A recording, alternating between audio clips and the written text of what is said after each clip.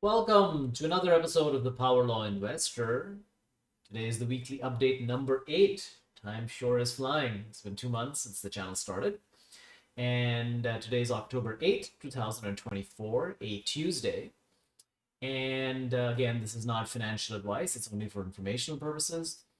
Today we'll be discussing how the DCA using the Power Law algorithm to be investing in Power Law driven assets is coming along.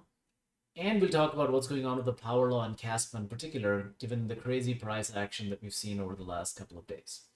So as I make this video, Bitcoin is trading just below 62,000 and Kaspa is trading a little above 14 cents, which is quite a drop over the last few days. Those that have been following it, I would know.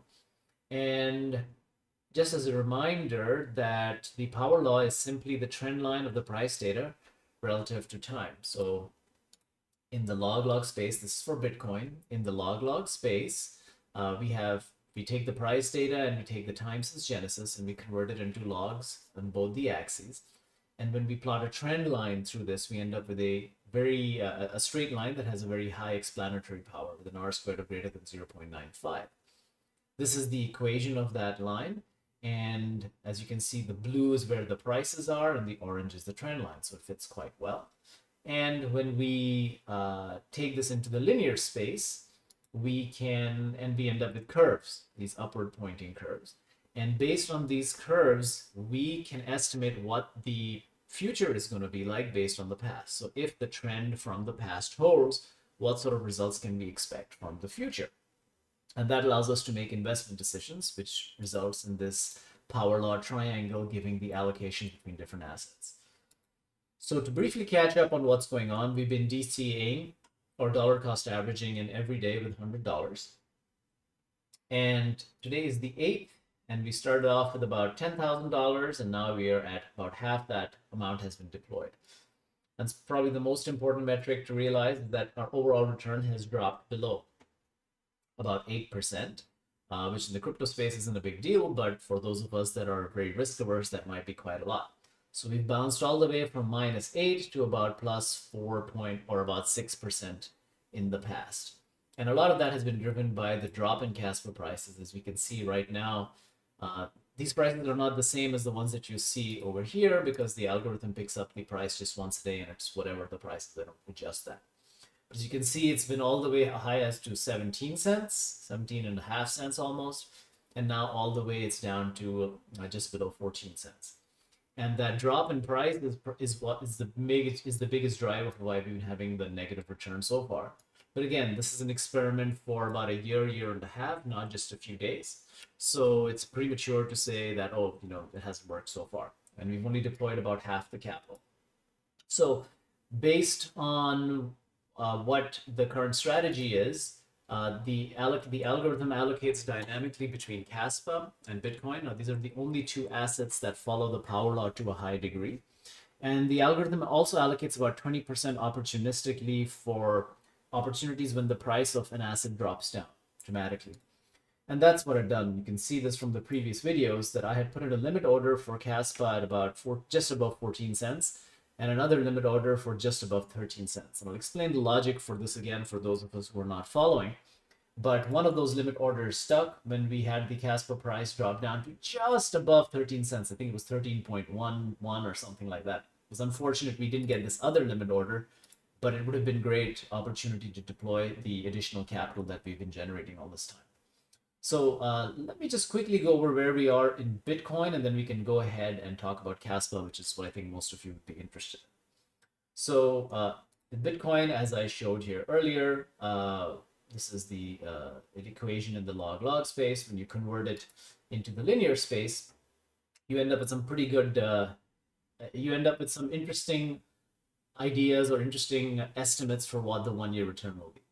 At the current price of Bitcoin trading about $62,500, the expected return is about 75%. And currently we're trading at a discount of 19% to the trend. So if we shift to this graph over here, what that means is that we are trading about 19% or 20% below this orange line, where it should be, were it following a power law exactly. Now, it doesn't follow it exactly. It's the trend that we're looking at. Sometimes it would be below it, sometimes it would be above it. everyone is happy when we're above it, but when we're below it, it represents a good buying opportunity. All right. Now, similarly, we can also generate a line in the log domain for Kaspa. Now, the number of days here is only 861 versus in Bitcoin, we have 5,196, 5,200 really. So that means we have a lot less confidence in what's going on in the Kaspa space, but the algorithm that I've developed takes into account all of those. And right now, based on current pricing, it's orienting 60% of the allocation, the daily allocation that we're making to Kaspa, and only about 20% to Bitcoin. And the reason for that is you can see that while Bitcoin is giving us about a 76% return, Kaspa is giving us about a 576% return if the future is like the past. And that's, of course, a big point of discussion because we've been having some very interesting ideas in Kaspa. But as you can even see crudely, even though the estimates from Kaspa are not as reliable because we have fewer days of data, the amount of return that we can expect is so much greater that the algorithm is pushing us towards the Kaspa side of things. And so let's look at what's been happening price-wise over the last few days.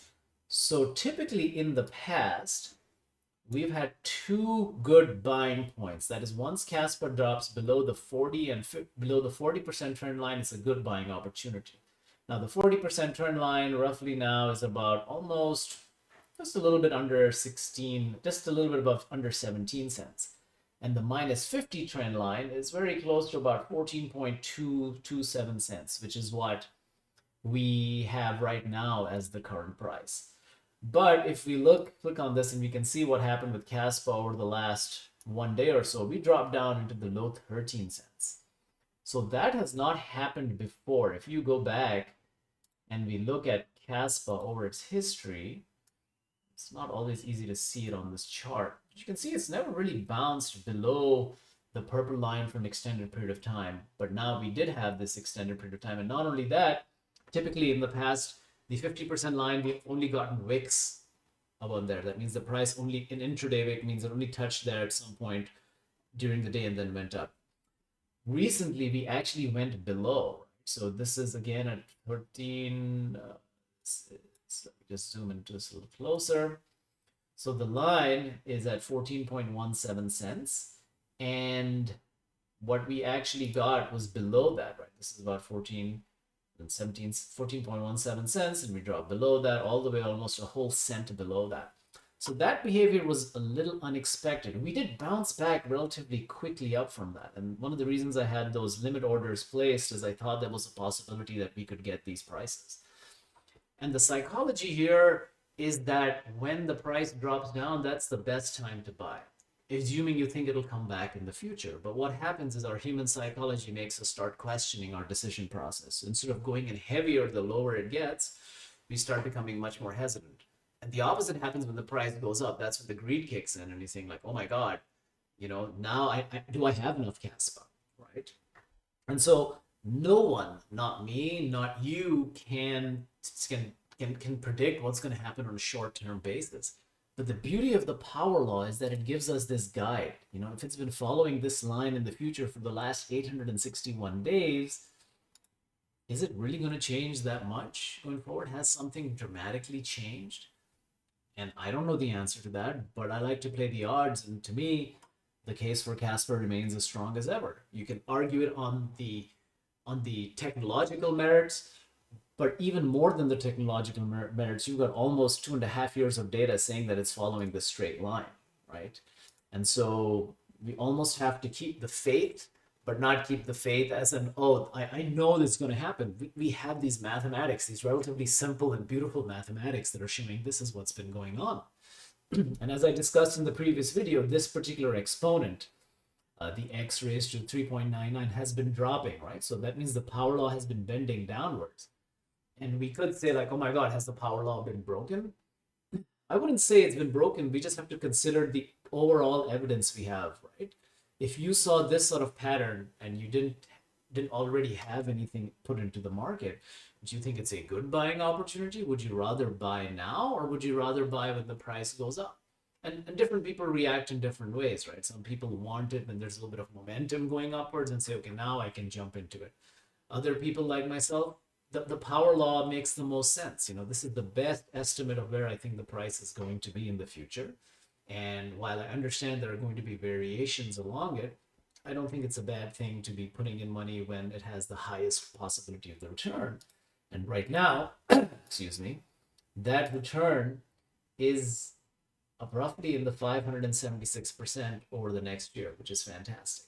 So the important thing is to realize that the power law is giving us this guide to what may happen in the future. It's not 100%. I wouldn't take a massively leveraged trade on this, but it is telling us that the odds are in our favor if the future is going to be like the past. And everyone has to make their own judgment and their own due diligence on whether it's a good opportunity for them, whether it works with their psychology or not. So for us here on this channel, I had these limit orders placed because I thought there was a good chance that we would get a drop down, even though even though I didn't know exactly how much it might be. Just being patient and saving up capital and waiting for the right time to deploy seems to be a good decision. Again, I don't know what's going to happen with the price. Right now, the price is at 14.14, but by tomorrow it could be way down in the 13s or 12s. I have no idea. And no one knows that. I don't know that, and you don't know that. But all we can do is use our best judgment, and we have these mathematics and the power law that's telling us, hey, this trend is going to be upward, so I'd rather buy it at a discount, and that's going to make an even better investment. So that's what I would say from the terms of the power law and where the Kaspa is. I will point out some things that are important to know about what's going on. The first thing is that we had talked about previously about how Bitcoin and Kaspa are correlated. So when Bitcoin goes down, Kaspa also will go down with it. This graph is the Kaspa Bitcoin ratio. As you can see, as the line goes down, it means that the Kaspa price is falling relative to Bitcoin. And we've been seeing that from, say, about the middle of September to now, that Kaspa has been on a downtrend relative to Bitcoin. So that's one thing that's telling us, like, even though they are correlated, Kaspa is underperforming Bitcoin. More worryingly, for those of us who are into the Kaspa environment, is that when we look at Kaspa as a function of the total crypto, the alt market, so total 3 is the amount of the market cap of the crypto universe minus Bitcoin minus Ethereum, and then we've also subtracted the two major stable coins, USDT and USDC. You can see from about that same period, about the middle of September, that Kaspa has been going down.